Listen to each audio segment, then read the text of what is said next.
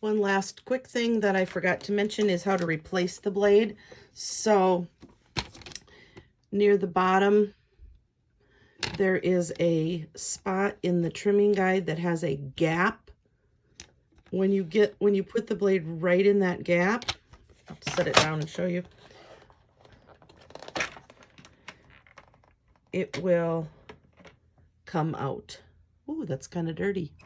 And then you replace it with you never have to replace your scoring tool unless you lose it.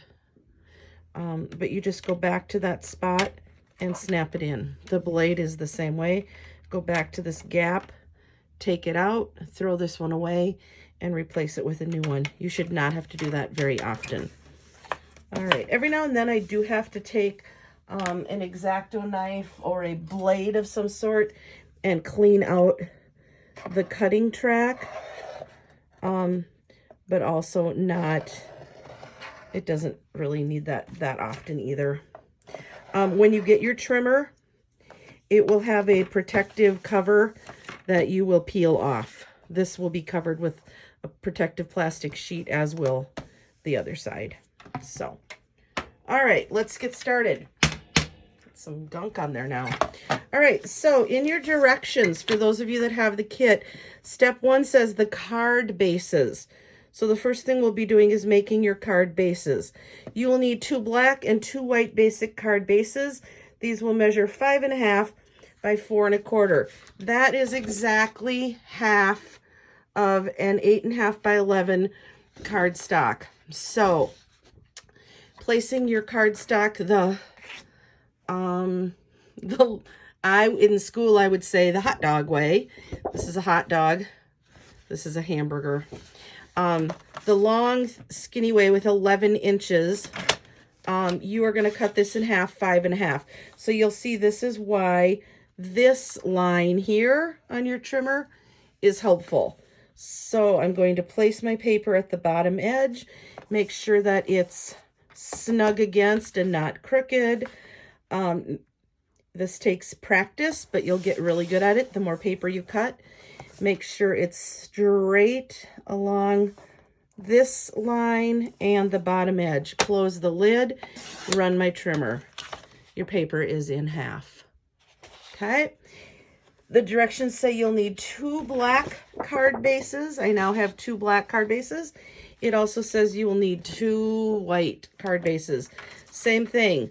Take your 11.5 inch length of your paper, place it at the 5.5 inch line here. Make sure it is straight and snug up against the bottom. And now, because I left my blade at the bottom, now I'm trimming up. And I have 2 white card bases. All right. The next directions say all 4 of these will be scored at 4.5 inch, 4 1/4 on the long edge. All right, let's start with 1. So here's my long edge, 4 1/4. Remember, that's where I said I put a Sharpie mark on my, on the bottom of my trimmer. You could also put it at the top. 4 1/4, nice and snug along the bottom, perfectly straight along the 4 1/4 inch line. Score, score. I usually do it twice. You know what? It doesn't matter how many times you do it. When you're done, you will have that nice score line. And then I always burnish this with my bone folder. The directions say you're going to do that with all 4. So here we go. 4 1/4, score, score, and go ahead and fold it. I'm setting those aside. Now we're at the white cardstock.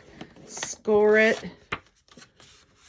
fold it, and set it aside. 4 1/4, score it, and set it aside. This is the most basic and traditional card size and card fold. There you go. You have 4 card bases.